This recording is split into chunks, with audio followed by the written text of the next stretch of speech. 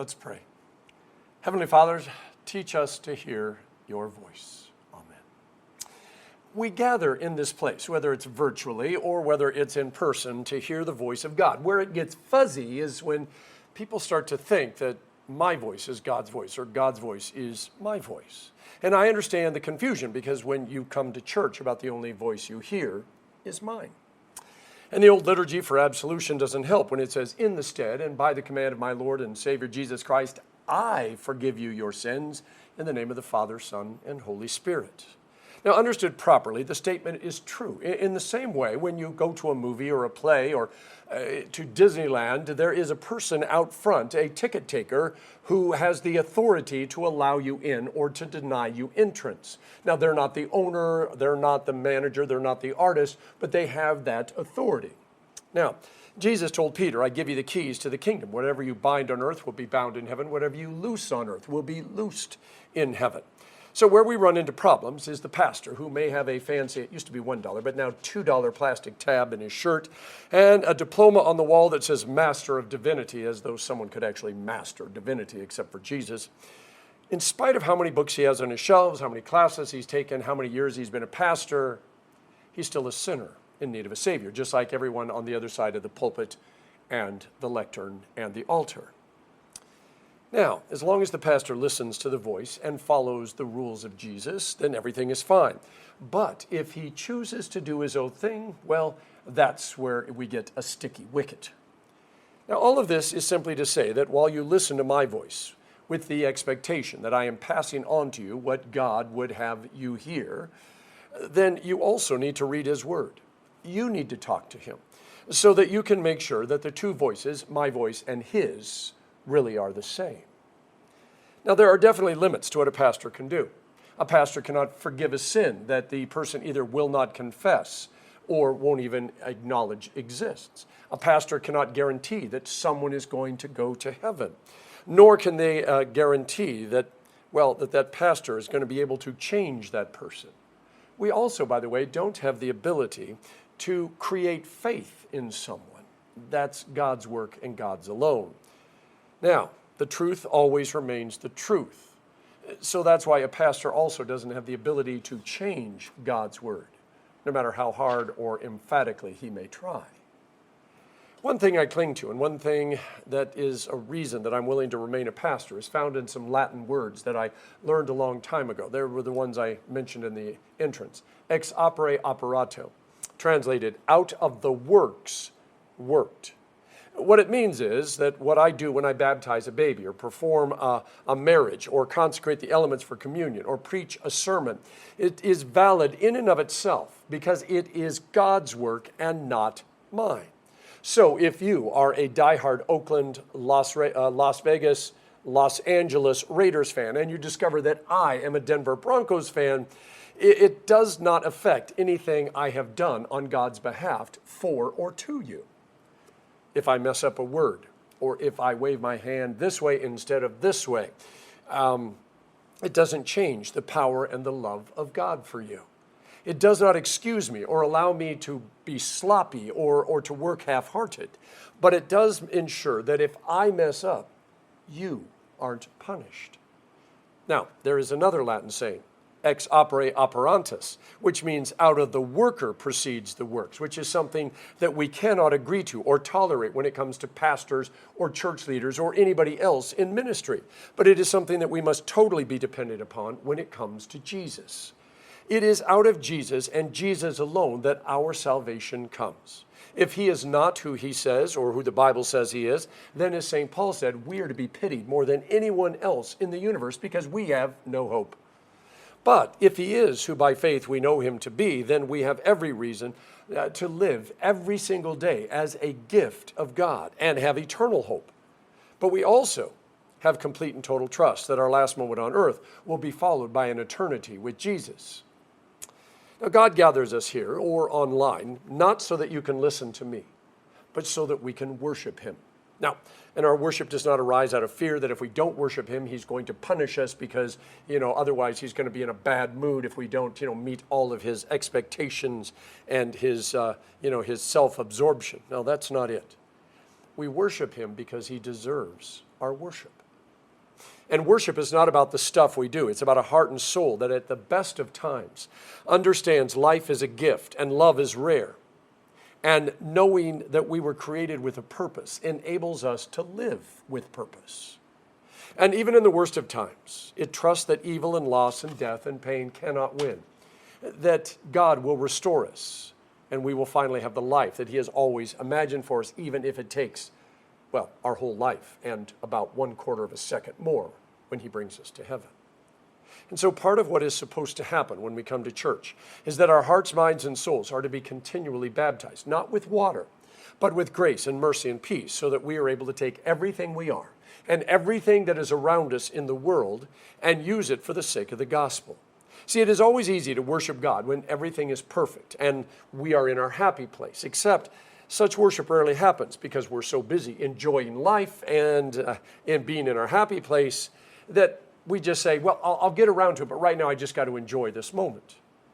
Which is why when we are at our wits' end and wonder if we can even make it till tomorrow, that both our worship and witness are at their most beautiful.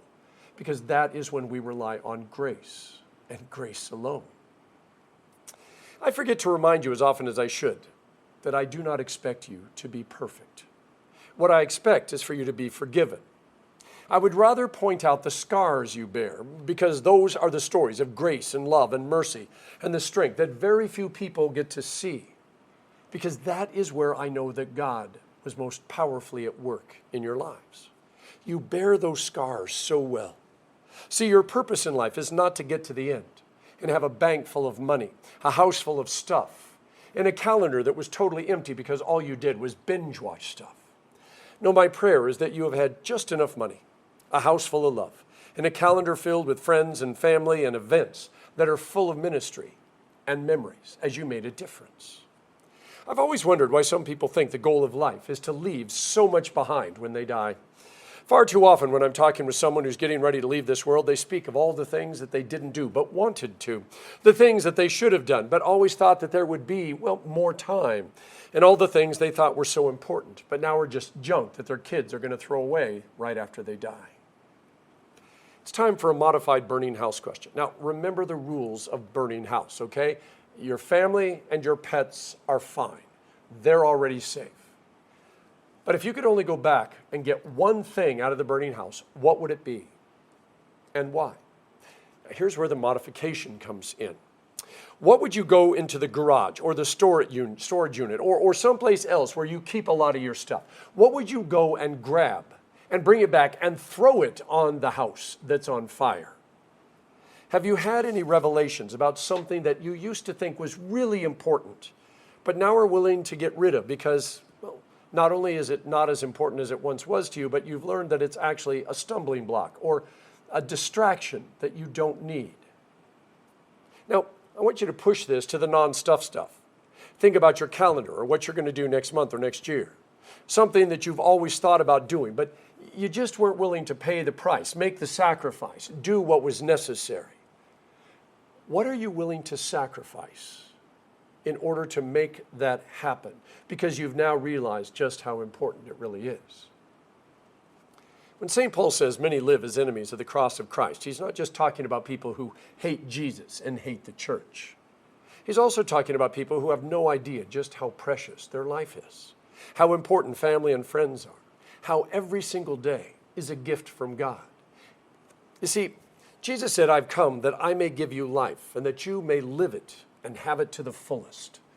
Without getting too philosophical or existential, what is the purpose of your life? Not the meaning of your life, but the purpose of your life, what you are actually existing to be. Why are you here? What is the purpose of all your experience, your training, your education? What is the purpose of all your stuff?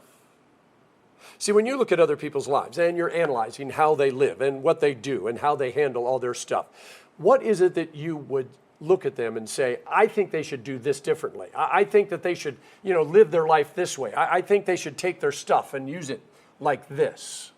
See, if you could manage their life, how would you do it? Because it's always easier to look and manage somebody else's life than it is to manage our own. See, one thing that cannot be said enough, and that is, it is never too late to make a change in your life. Over the years, I love the stories of folks in the church who woke up one morning and started to live differently. Jim, who at age 65 retired and said, you know what, I want to train to do the Ironman. And if you don't know what the Ironman is, just look it up. It's a marathon, it's a huge long bike race, it's a long swim. And at age 65, he started training. And he not only competed 3 times, but he finished once. Then, there's 7 men from our church who retired a little early and went to seminary, became pastors. A naval officer who retired now builds homes for Habitat for Humanity. DC interns who decided that being a missionary, a trauma counselor, and a social worker was a far better fit for who they knew they were.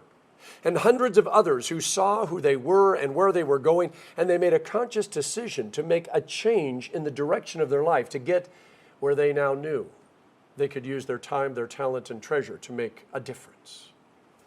Now, such changes did not come easily, nor were they without pain or distraction. And to be honest, those kind of changes aren't for everyone. The church is not a how to live your best life seminar or self-help lecture. But having said that, we do not and cannot remain the same after hearing the gospel. But the change does not require quitting your job or moving to Indonesia to be a missionary or becoming a trauma counselor or training to be an Ironman. The church is here to change your life in a very different way, which may then move you to make one of those much larger life changes. See, as I sometimes do, I'm going to disagree with King David for a moment. See, in our psalm, he said, "Let the light of your face shine upon us, O Lord. You have filled my heart with greater joy than when their grain and new wine abound. I'm going to lie down and sleep in peace, for you alone, O Lord, make me dwell in safety." Now, I love the first part, that whole thing, but it's those last words, dwell in safety, that are disconcerting. Not only is it impossible in this world, but it is rarely advisable, because if you've never heard my rant before, to be safe means never crossing the street. It means never making a new friend, because they should remain strangers. It's never about taking a chance. Those things are necessary, not only in ministry, but often just to lead a life worth living. So I did a word search and discovered the Hebrew word they translated as safety is batash. And its various forms are confident, safety, security, unaware, unsuspecting. I would actually prefer in the translation securely or even unsuspecting. See, the gospel requires me to step out of my safe zone. Part of the reason so many churches are shrinking is because they've taken the term sanctuary far too literally. They want the church to be a place without conflict, without challenge, without problems, and the only way they can do that is to not let new people in, because new people come in with new ideas and different baggage, and they're harder to control. Ever heard of the Shaker community? Church was founded in 1770. You should look them up, because they had a whole different idea about life and worship. At one time, they had over 6,000 members. But now there are only 2 left. And by the way, the youngest is 67 years old, and the oldest is in their 80s. The Shakers don't believe in babies, or at least how babies come into the world, if you know what I mean. They also don't believe in evangelism, which is why their numbers just kept dwindling. You see, sometimes you can be too safe. So what would you lose if you actually believe the words that I speak on Sunday when I say that you are loved, that you are forgiven, that God has a place waiting for you in heaven? What would happen if you started to live as a forgiven, unique, and unreproducible miracle? The whole burning house thing again. We are far too wrapped up in our stuff that it often keeps us from living. And I mean truly living, that whole fully living thing Jesus was talking about. We're so afraid of something happening to our stuff that we lose sleep. Our blood pressure goes up. We get angry at people who don't understand just how important these things are to us. But stuff is stuff. And in the end, it won't be a burning house, but it will be a burning universe that will take it all away, according to St. Peter. Jesus turns to the church leaders and says, look, your house is desolate. We might say burning. If we had been standing there, we would have thought Jesus was crazy, because the temple, the house, was magnificent. Gold and silver and acacia wood and art everywhere. I mean, no expense was spared. So what does Jesus mean? Their house is desolate. It was empty of everything that mattered. In heaven, we won't have to make a choice between family and work, between eating and paying the bills, between doing the right thing and making people happy, between life and stuff. But here, that is always going to be our temptation. See, the reason I stand up here and tell you that God loves you and forgives you and that there is a place in heaven and that you are his unique and unreproducible miracles is because God is a personal God. It's the same reason that we use water in baptism and wine and bread and Holy Communion. They may be simple things, just as the pastor is simple. But the church is to be a place where you are known and where you can find love and forgiveness and grace and mercy. Now, the church is going to fail you. I guarantee the church is going to fail you because the people of the church and the pastors are sinners just like you. And that is where you look beyond them, knowing that they are working through things just like you are working through things. See, the work of the church gets done in spite of the people doing it, ex opere operato. We look beyond everything here to Jesus. And Jesus, who told folks, I'm going to drive out demons and heal people today and tomorrow, but on the third day, I'm going to reach my goal.